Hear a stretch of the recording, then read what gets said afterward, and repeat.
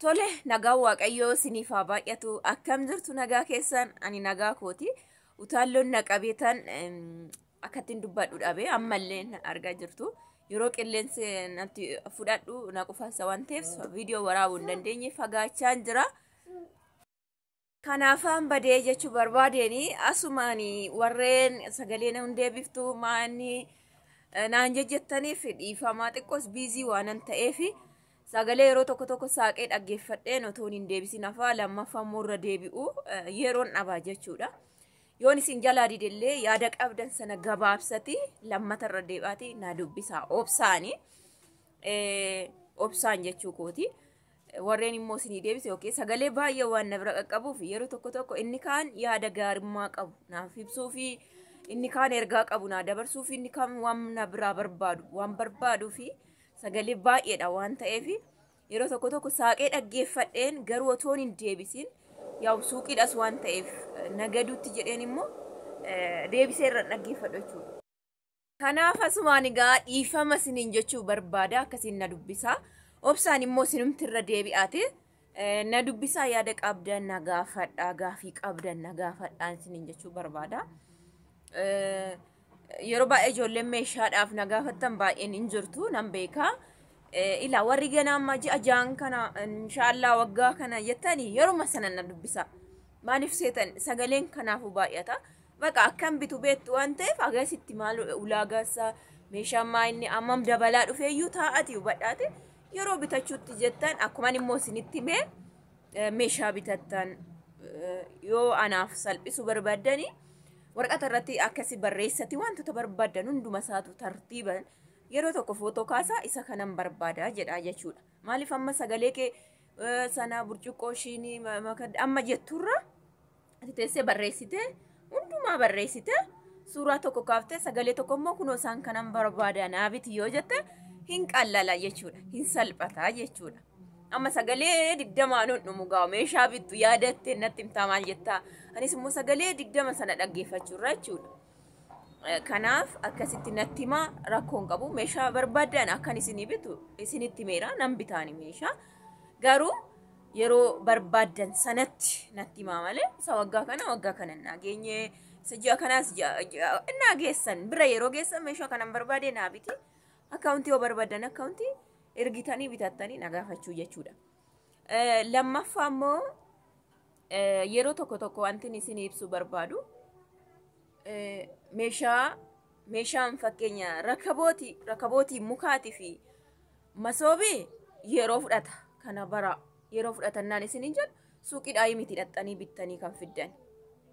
Tokko namatti ergitanii kaatanii bittee reeyyatu torbee sanatti. Gabaa eeggata wanta akkasii kana bara. Warri fakkeenya amma sadii yoo na ajajattan bifa tokko lama na ajajattan eenyu rakabooti ishiin akkamittan dhaqee bita. Otoo ammas taa'utii sana minamna ta'e guuteen 20 iddoo tokko kaasuu dandeessa. Kan mukaa kana bifa tokko diizaayinii tokko yoo barbaadde ta'e si'a tokko hin argatu. Ganaa torban har'atti mattaa inni torban kana yookiin torbee lama siin jedha yookiin isa dhiisee dhufa ammas immoo lammatatti himtaa. Yookiin birriidhaarra dabaltee fi maaliif ganaasii fi daddoo ta'ee bifa sana jechuudha. Garuu na ajajattan rakkoo tokkoyyuu hin qabu. Inni fakkeenya adii abbaa gadaa sana kun minaamin waan tokko rakkoo hin qabu. Iddoo tokko shan fuutu iddoo tokko sadii fuutanii as deebitu jechuudha. Kanaaf maal jechuu barbaadeni baraa obsaa mi'a tokko naa bita argattanii namaan immoo xiqqoo obsaa. Amma masoobii jechuunis akkasuma. Masoobii animaayyuu rakkina hin qabu. Waanan gabaadha arge sana fuudhee na deebi'uu nan danda'a. Garuu akka kootittan birrumaa yeroo ni xadhu dasnan jedhu ani meeshaan taane yoo fuudhe. Kanaaf jecha malee amma gabaa dhaqee gabaadha wanta argame amma masoobii biddeenaa migira yoo jettan kan qadaanni keessa bu'u kan afaan isaallee hin hodhamne akkaataan masoobii gargari. Kan mataan isaa akkan godhatu irraa cituudha. Annaa guyyaa lama takkatti irraa fuute irraa cita. Isa yoo biti jettan dhaqeetumaan fuudhee deebi'a rakkoo hin qabu. Garuu obsuun gaariidha. Obsaan immoo gabaa lammataa isin ilaaluun barbaada, sadaffaa isin ilaaluun barbaada.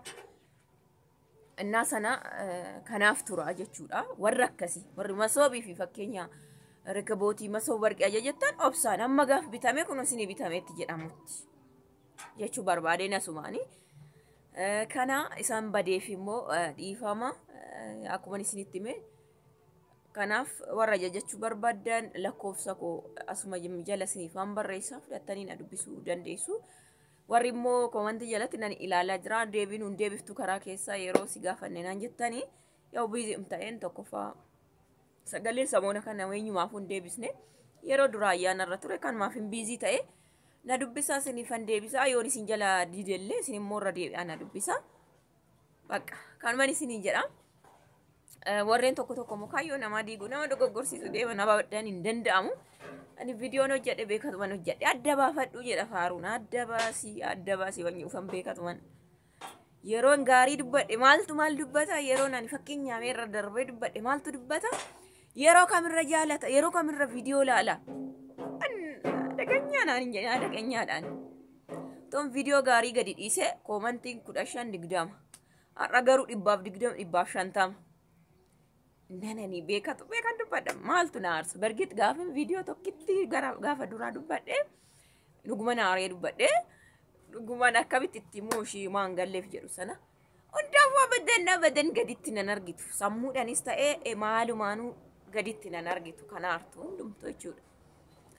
Warri gaarummaa naaf qabu akkasumatti itti fufaa warri hin barbaanne immoo jalaa ba'a kanuma nana biratti namni qannasii hir'isii da'ii asiin deeminaan jedheef isin deemanii jechuudha. Kana oma wanti na daangessu jiru surma isa jedhame irratti ganaan hojjedhaani isaa saame irratti ganaan adda baafadha sirreet ganaan adda baasa amma sadaffaa fiduuttan jira lammaffaa fide sadaffaa fiduuttan jira gisum tokkon baasa gisum tokkon baasa.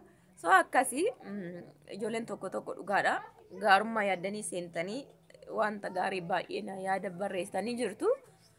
Nan beekaa otoo hin beekuun siiti isaanii kan hin godhe viidiyoo lamaan waraabe kan hin waraabe beekatiifan adda baafachuufan malee nan beekaan waan namni ganaa haasa'u jedhus waan haasa'ee darbes nan beekaan akkanumatti jechuudha. Waan ani hojjechuu barbaadus waan ani hojjedhus nan beekaan kaayyoo koos nan beeka. Kan komiti kan kobiraayyuu darbee kan namaa karoorsaa jira waan ta'eef. Maa dhugaa. Yoo asiin deemteen kufta waan jedhan waan namni na barsiisu yookiin immoo yoo asiin deemte daandii gaariitti deemtanii waan na barsiisan amma nan jiru. Amma namarraa isin barbaadu maaliif ana jireenyi biyya lafaatu na barsiisa anis immoo nama waan hin ta'eef xiinxaluu hin danda'a. Karaa kanaan baay'ina kuffisamoo karaa kanaan baay'ina na daangessa. Karaa kanaan deemee fudhataman qabamoo karaa kanaan dabala. So hundaafuu warri yaada gaarii qabdan akkasumatti itti fufaa yaada qabdan barreessaa faayidaa narraa argachuu barbaadan gaafii na gaafattanii yaada gaarii narraa argachuu barbaadan na gaafachuu barbaaddu dandeessuu barreessuu dandeessuu na gaafachuu dandeessu. Bakka kanum wanti dirqamaan namni walitti deemu hin jiru waan ta'eef. Kan immoo zooree akkasuma sun jedhee likiskisu akkasumatti itti fufaa wanti biraa wanti jiru hin jiru ana bira kanuma hin jedhaan. Inni likiskisus akkasumatti itti fufaa inni kaayyoo isaatis akkasumatti itti fufaa.